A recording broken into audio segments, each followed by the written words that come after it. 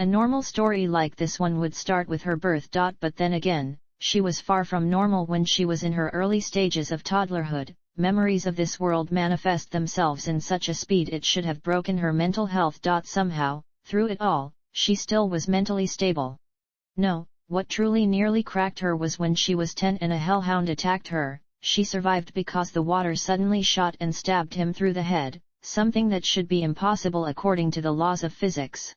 Honestly, the gravity of her situation hit her at that moment. Her name is Rhea Thalassa Jackson, the daughter of Sally Jackson and the Greek sea god Poseidon. She should have seen this coming months later. August 18, Montauk. Happy birthday Rhea. Sally smiled as she put the blue cake in front of her daughter. Finally 11, I'm going to go, thought puberty. Rhea nearly cried before she turned her gaze to the sea. Oh, I forgot the juice.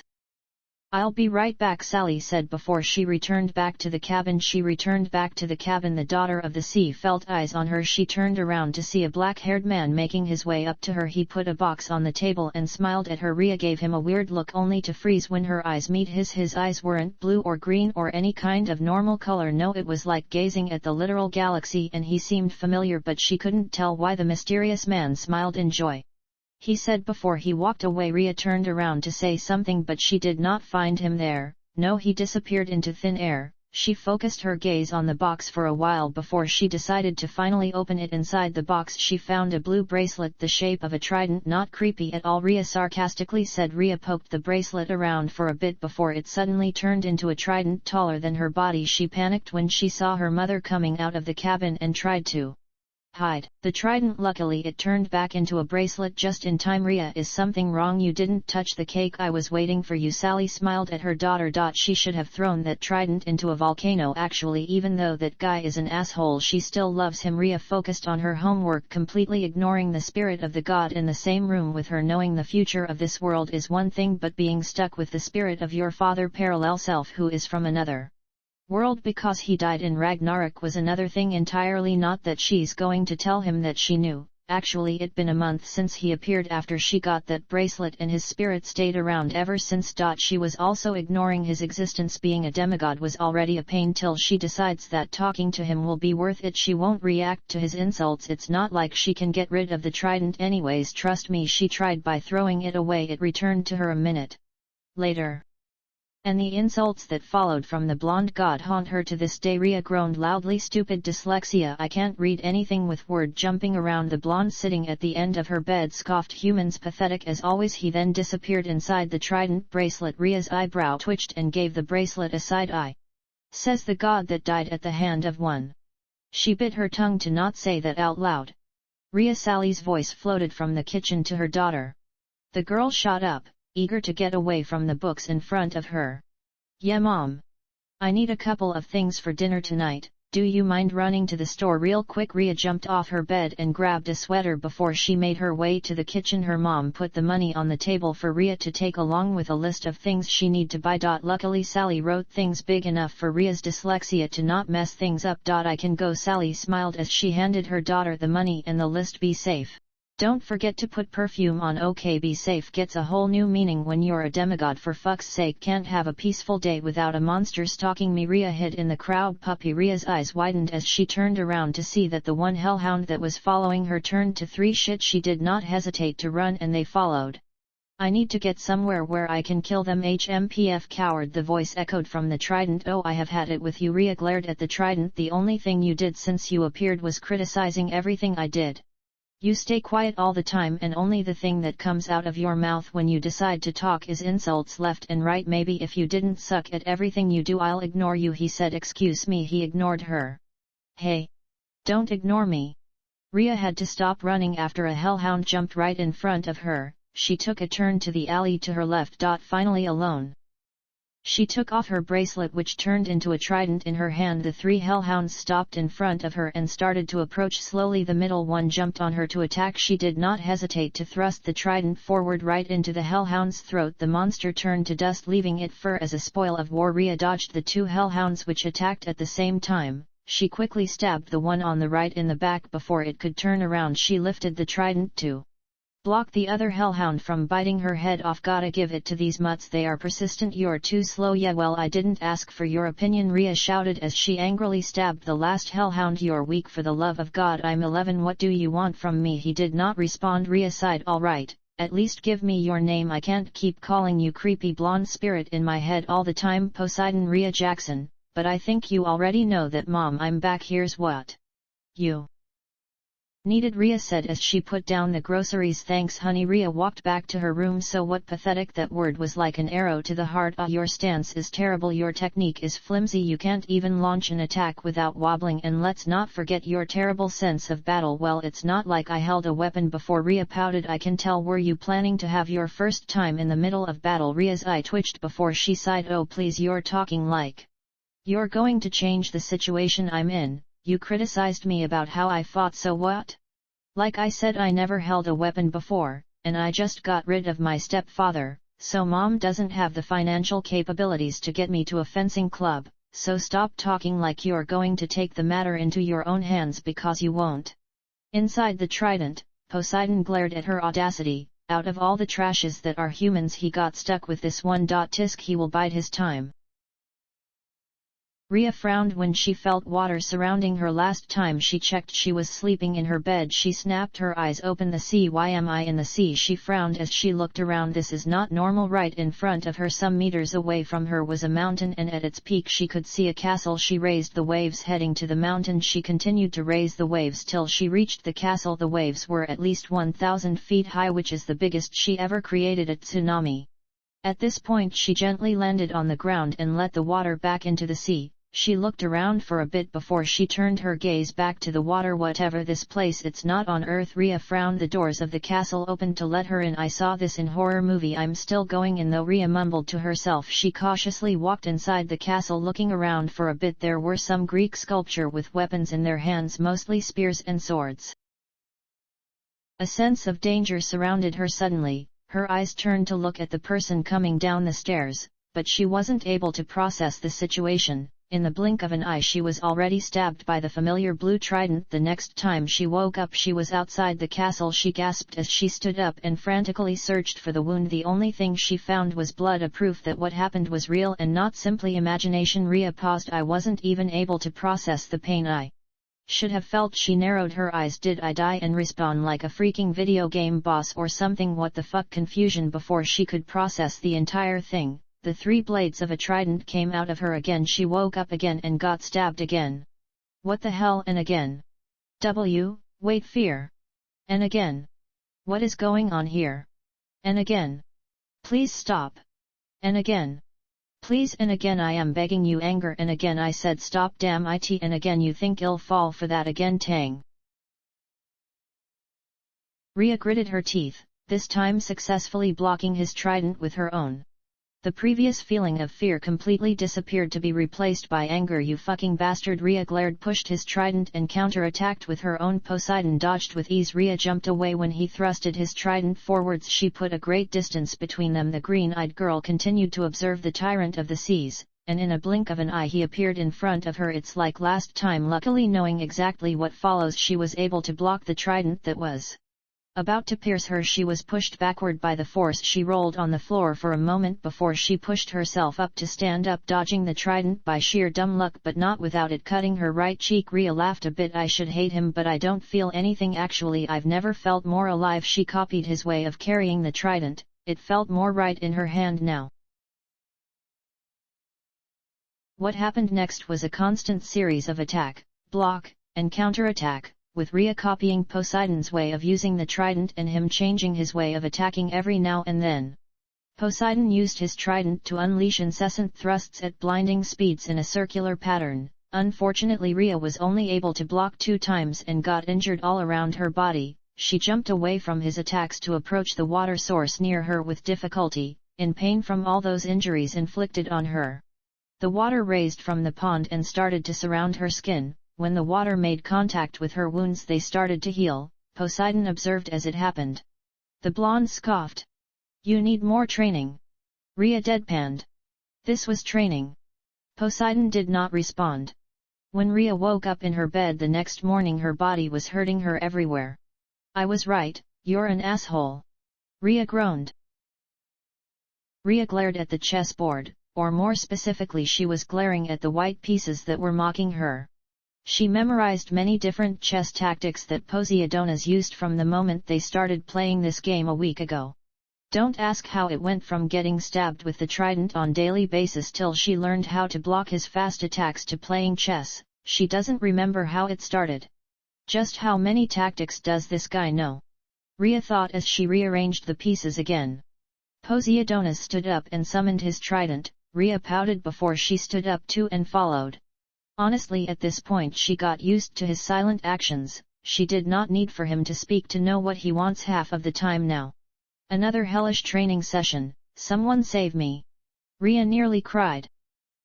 Rhea yawned as she stretched her body. School was a pain and her muscles felt like they were on fire from the training. Well, at least this time she was able to stand 2 more minutes against Poseidonus. She looked around to see if there was any monster following her down the street. Thankfully there was none. Suddenly someone slammed into her as they were running, making her drop her school bag. Hey, watch it! Rhea screamed at the blonde-haired man who ran into her.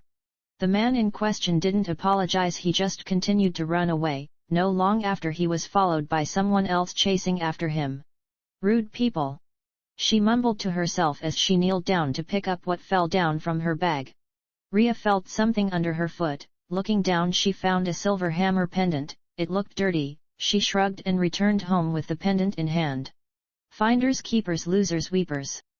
The hammer thing looks familiar, Rhea said as she continued to poke the hammer with her pencil. Homework forgotten for now. Out of pure boredom she picked up the pendant and started to spin it, till the chain broke. The mini hammer fell down the ground. Whoops! Rhea made her way to pick it up so she could fix the thing, but the mini hammer started to vibrate. The girl froze in place. The hammer started to grow till its head became about a foot long with a handle of equal length. Oh my god! Rhea looked awkwardly at the hammer. It's Mjolnir. Hearing the familiar name Poseidonus from his seat inside his throne room frowned at the image of Mjolnir that appeared in front of him. The Mjolnir in his world was a hammer bigger than Thor's body. Pathetic, he thought. Oh my god, what am I going to do? This is literally Thor's hammer. I'm in so much trouble. Oh god, I don't want anything to do with the Norse pantheon. Rhea continued to mumble to herself. Poseidonus finally snapped, annoyed. Quit your pathetic whining. Pick up that pathetic hammer and give it back to its owner. Well, excuse me for panicking. This thing is no joke. It's more dangerous than the master bolt in the wrong hands. She took a deep breath. All right, the Norse are in Boston, and I can't just go and disappear. Or maybe I could. Rhea said the last part to herself. She turned to the hammer. I'm going to lift you up, hope you don't mind. I'm talking to an object. Great. Mjolnir vibrated. Or maybe it's alive after all. You need to get cleaned too. Lucky for her, her mom was still working and will come late at night, so she has all the time she needs. Thank goodness a Hermes Express is close. Rhea thought as she ran down the street as fast as she could to the nearest Hermes Express, which was half an hour down the street, Mjolnir in her backpack. Hello, how can I help you today? A blond man with a blue hat standing behind the counter said. I want to exchange some money for drachma, Rhea said as she put the money on the counter. A demigod. You know demigods rarely come here to make exchange. Normally they do it by praying to me. The blond man smiled. Rhea's eyes widened. You're Herm. She did not finish. Hermes kinda insulted. You didn't recognize me at first, but I can't really blame you. You're not one of the demigods at camp. Hermes smiled before he took the money and gave her 5 drachma. Thank you, Rhea said before she started to make her way out. I will make an offering for you later. And with that she closed the door behind her. Hermes pursed his lips. She's a weird one. Rhea took a deep breath as she stopped in the middle of an empty alley. Chariot of damnation. All right, got it. Stop. Chariot of damnation, she said before she threw the drachma. Then just where the coin had fallen the asphalt darkened. It melted into a rectangular pool about the size of a parking space, bubbling red liquid like blood. Then a car erupted from the ooze. It was a taxi, all right, but unlike every other taxi in New York, it wasn't yellow. It was smoky gray. Like it was woven out of smoke.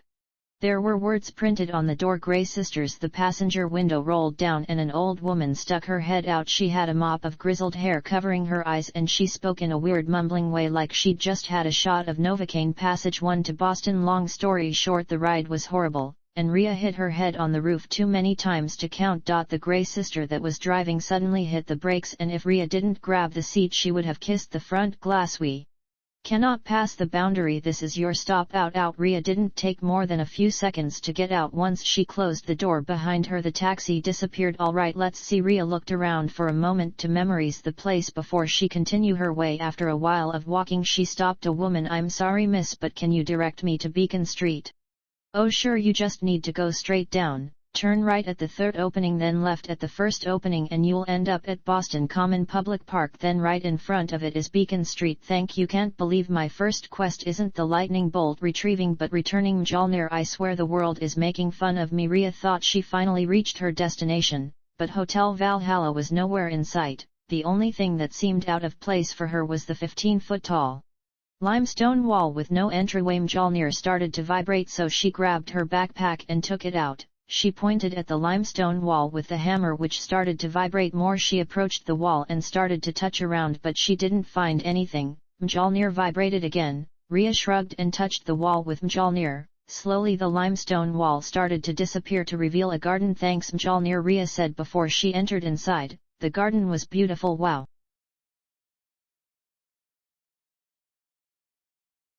Front doors are made from dark heavy wood bound with iron, with a life-size wolf's head door knocker in the center of each wing. Rhea knocked on the door and waited. A girl with brown skin wearing a hijab opened the door. She looked confused at her. Rhea gave her an awkward smile. Hi, my name is Rhea Jackson. I came in peace. I was wondering if Lord Odin is here or Lord Thor. Either is good. Alright, wait for a bit, the girl said before she closed the door. After some minutes she came back again and opened the door wide for Rhea. Come inside, Lord Odin would like to speak with you. Rhea nodded and hurried inside, and she was taken by the decor. The foyer of Hotel Valhalla was compared to the world's largest hunting lodge, a space twice as big as what the exterior would indicate, with an acre of hardwood floor covered with exotic animal skins, zebra, lion and an unknown 40-foot-long reptile type, wild but still chic. Follow me. Rhea stopped looking around and followed the girl to the lounge. Right there sat Odin, a barrel-chested man with massive arms, close-cropped grey hair, beard cut square, black eye patch on his right eye, and he wears a short-sleeve polo shirt with Hotel Valhalla logo on it, along with a massive sword hanging at his side. 2 crows stood on each shoulder. He was also surrounded by girls who Rhea will guess are the Valkyries. Speak, child of Greece, why did you come here? Odin said in a booming voice. I'm Rhea Jackson, daughter of Poseidon, and I came to return. Rhea took out Mjolnir. This, the girl's eyes widened, and some glared at her. Now, before you throw accusations, Rhea said in a hurry, let me explain why I have this. They let her explain and listened to what she had to say, and to avoid any problems I decided to come here in person and deliver it, Rhea said, and respectfully, can't you put a spell on Mjolnir so it will always return to its owner so that it won't get lost ever again? Odin chuckled. I have to admit I did not foresee this. He stood up and walked up to her, then took Mjolnir out of her hand. Is there anything I could do to repay your service? Yeah, can you return me back home? I don't want to make my mom worry. She doesn't know that I know about. Rhea gestured around her. The whole mythos thing, that's it. Odin raised an eyebrow. I already have everything in life. Rhea shrugged. I see. He nodded. I shall return you home then. Your address? Manhattan. You can just drop me near the Queensboro Bridge, Rhea said. Odin snapped his fingers. It took Rhea only to blink to suddenly find herself near the bridge. Rhea sighed as she jumped on her bed after returning home. Mom isn't home yet. Guess it's one of those nights. Hope she's alright. Tick tick tick. Rhea frowned as she turned to look at the window. There was someone knocking on the glass. It was a man she never saw before. He has dirty blonde feathery hair with red, blonde and yellow as tints, tousled, and he is wearing a Red Sox jersey, jeans and white tennis shoes. Burn tissue is splashed across the bridge of his nose and his cheekbones. His lips are marred by a row of welts all the way around his mouth, much like many piercing holes that had closed over. It's as if his mouth was sewed shut once, Rhea thought, before the realization of who this guy is hit her, as if he knew what she was thinking of. He gave her a mischievous grin. Rhea, on the other hand, gave him a WTF face before she stood up and opened the window. Loki in the flesh. Loki smirked. I heard you returned my dear ol nephew his hammer. He sighed dramatically. And here I went, thought all the trouble to steal it. He pouted before it quickly turned into a smirk. So, daughter of the sea, what should I do with you? Rhea deadpanned. Get out of my house, because if my father finds out you killed me, and believe me he will, a war will break between the Greek and the Norse. And it won't be pretty. You guys can die, the Greeks can't. Loki smacked his lips. That's true, and we can't have that, he said as he poked her cheek. But you aren't going to get rid of me anytime soon. Tada. With that he disappeared. I'm a magnet for weird people. The front door opened. Rhea, yes, can you help me get these things inside? Coming. Loki did not stop bothering her ever since. You know the worst thing about this new school year, one of your teachers is a fury who is trying to kill you, and you know what else is worst? Being in the same bus as Jessica Martini. Now that girl is one of the mortals she wouldn't mind to drown. If you're asking, Jessica is this bully in her class who thinks she's a big deal. Last time she sent her brother and his goons at Rhea only for the daughter of Poseidon to beat the shit out of them. She threw Jessica into the shark tank once when they went to the aquarium. Unfortunately they couldn't bite her since the guards saved Jessica before a shark could take a bite. Bummer. Fortunately Jessica got detention and no one suspected that Rhea pushed her into the giant tank. Unfortunately once that stupid fury came to school she decided that Jessica was an angel and Rhea was the devil incarnated. Okay, maybe Electo wasn't wrong on that one. Rhea has this crazy homicidal rage from time to time, but that's it, it's not that bad kinda. Jessica threw a paper at Grover's head and Rhea glared at the girl. Grover was an easy target. He was scrawny. He cried when he got frustrated. He must have been held back several grades because he was the only 6th grader with acne and the start of a wispy beard on his chin. On top of all that, he was crippled. He had a note excusing him from PE for the rest of his life because he had some kind of muscular disease in his legs. He walked funny, like every step hurt him, but don't let that fool you. You should have seen him run when it was enchilada day in the cafeteria. Rhea knew who he was for reasons. It's not like she dreamed it or anything. He did not approach her, it was the other way around. Honestly, he was stalking her at first and she confronted him. Poseidonus did suggest to kill him once. She ignored that it was something about how satyrs are filth. She did not pay attention to his insults. You throw another paper and I swear I'm going punch you, Rhea threatened. Jessica stopped after that. She knew Rhea wasn't playing and she did not want to get punched again. Chiron. Sorry. Mr. Brunner led the museum tour. He rode up front in his wheelchair, guiding them through the big echoey galleries past marble statues and glass cases full of really old black and orange pottery. He gathered them around a 13-foot-tall stone column with a big sphinx on the top and started telling them how it was a grave marker, a steal for a girl about their age. He told them about the carvings on the sides. Rhea ignored Mrs. Dodds, who was giving her the evil eye. Miss Jackson, Mr. Brunner said, are you listening? Rhea blinked. Sorry. All right then. Mr. Brunner pointed to one of the pictures on the stele. Perhaps you'll tell us what this picture represents. That's Cronus eating his kids. Rhea can feel Poseidonus' disgust from the bracelet. Mr. Brunner was obviously not satisfied and he did this because Rhea smiled. Yes, so Cronus was crazy, like batshit mad. Mr. Brunner sighed while the students laughed because of a prophecy.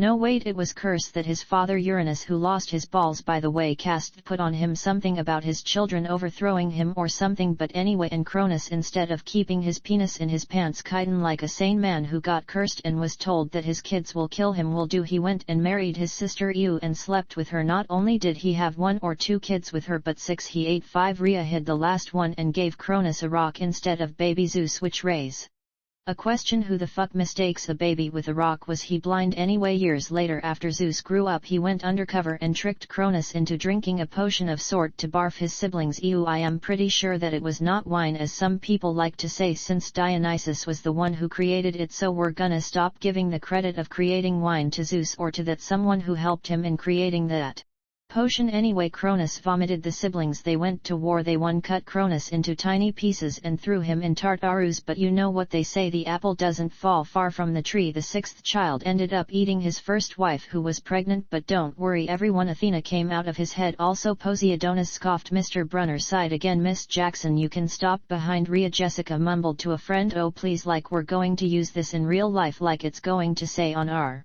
job applications. Please explain why Cronus ate his kids and why. Miss Jackson. Brunner said, to paraphrase Miss Martini's excellent question, does this matter in real life? Busted. Grover muttered, shut up. Jessica hissed, her face red as a rotten tomato. Honestly, Mr. Brunner was the only one who ever caught her saying anything wrong. He had radar ears. He horse ears. Rhea snorted. Wheel. Rhea started. Mr. Brunner looked like he was about to start praying, regretting asking her that question. Don't be a cannibal.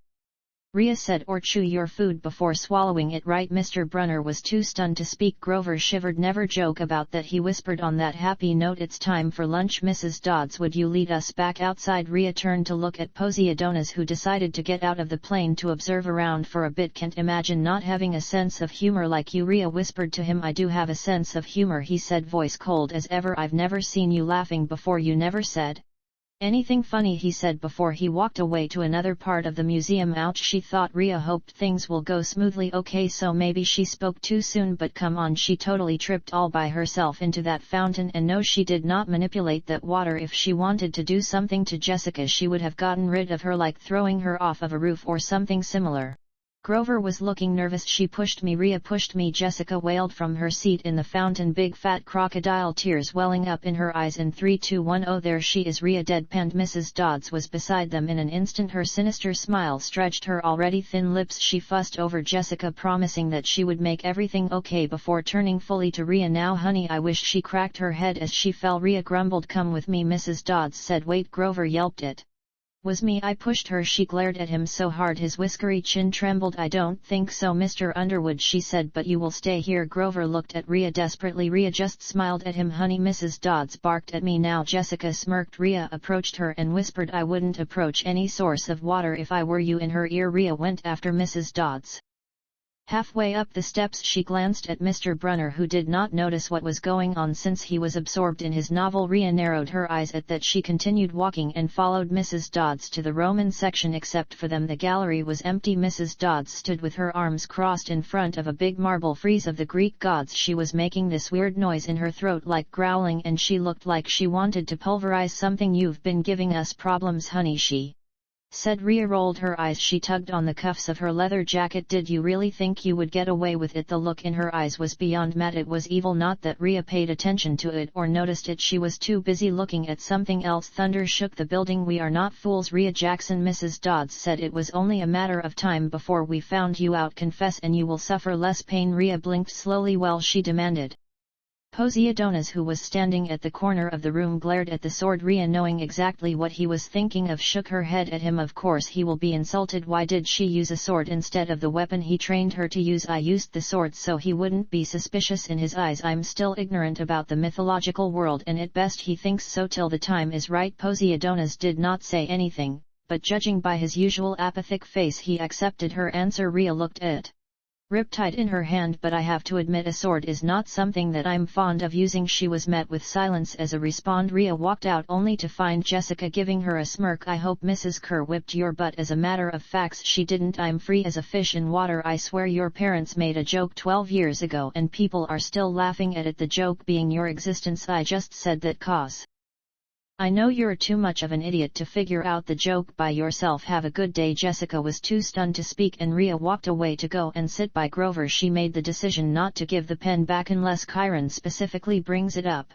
Chiron made her return the pen after a few months for a reason that she will not talk about. The night before the final, Rhea stopped outside of Chiron's office to do a little spying. She knew exactly what they originally were supposed to talk about, but now that Rhea made a difference, she wondered what Grover was going to say. Worried about Rhea, sir. She got a bit closer. I know she remembers. There's no way she doesn't. I even hinted at it multiple times, but she just gives me this smile and changed the subject. I'm telling you, she knows what's going on. I'm sure it's the mist. Grover. Chiron responds, I guess she got used to things happening around her and thinks it was a really vivid dream. Grover changed the subject. And what about the kindly one that tracked her down? We would only make matters worse by rushing her. We need the girl to mature more. Rhea narrowed her eyes. Poseidonus scoffed, fool, but she may not have time. The summer solstice deadline will have to be resolved without her. Grover, let her enjoy her ignorance while she still can, sir. I can't fail in my duties again. Grover's voice was choked with emotion. You know what that would mean. You haven't failed, Grover, Mr. Brunner said kindly. Rhea heard enough. Mature more, she scoffed. I wonder how many demigods died because of that stupid decision. At the end of term, both Grover and Rhea end up on the same bus to Manhattan. The bus breaks down partway through the trip and everyone got out onto a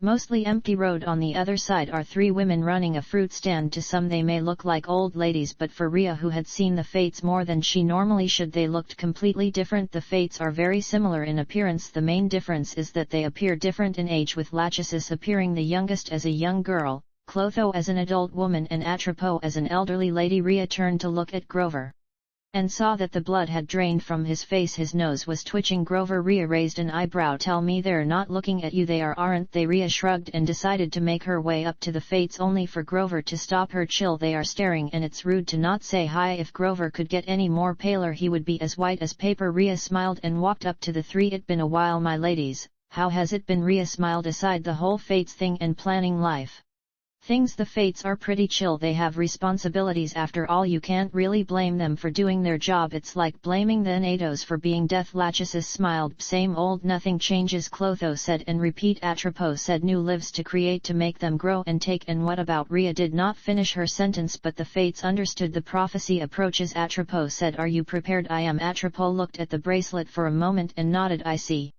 Have you made your choice? Which path will you take? Lachesis said, the lesser of the two evils. Rhea responded, for the sake of humanity. Clotho asked. Rhea narrowed her eyes. For the sake of the world in general, and for my mother, for everything to go smoothly. It's best for Sally Jackson to stay alive through all that, and after it ends, if she doesn't, then you can say goodbye to Olympus and humanity. Yes, you're different than all of your counterparts. Lachesis said, whether is it good or bad we do not know. Clotho said, your fate is not in our hands. Atropos finished. Rhea gave a look to the thread Atropos took out. He will die. You cannot prevent that. Atropos said, I do not care about his life enough to try and save it. Rhea coldly said. The Fates smiled. We wish you luck. The daughter of the sea smiled back at them. Thanks, I'll need it. Grover was mumbling something under his breath the whole way to their destination. It was some kind of prayer that Rhea didn't pay any mind to. She was too busy reading the book in her hand. At the end the satyr gave her the card with Camp Half-Blood information on it, and she did not ask any question. This is where Mom met my father, Rhea said. Poseidonus did not respond. He continued to look at the sea in front of him with his arms crossed. I was not supposed to exist. The blonde sea god gave her a side eye. Rhea proceeded to explain. About 60 years ago, after World War II, the big three agreed they wouldn't sire any more children. Their children were just too powerful.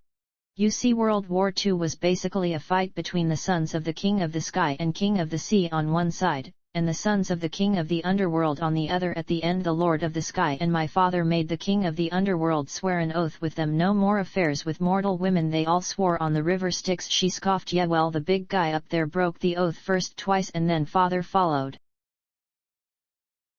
What prophecy were the Fates talking about? Rhea smiled. That was not a question, that was a demand. A prophecy that will determine it. The fate of Olympus, she said. A half-blood of the eldest gods shall reach 16 against all odds and see the world in endless sleep. The hero's soul-cursed blade shall reap a single choice, shall end his days. Olympus to preserve or raise. Poseidonus glared in disgust. The Olympus of this world doesn't amount to much if a single mixed blood is its hope. Not only them, Gaia is rising and wants revenge on Olympus, but the only way for her to fully awaken is for the blood of a female and male demigod to fall on her body. So I need to make sure that no demigod bleeds during the war against the giants. Rhea said, blood has water, control it, he said before he returned back to the plane. And yet you didn't use it against Sasaki, she thought. Rhea laid on the sofa in the library of Poseidonus Castle.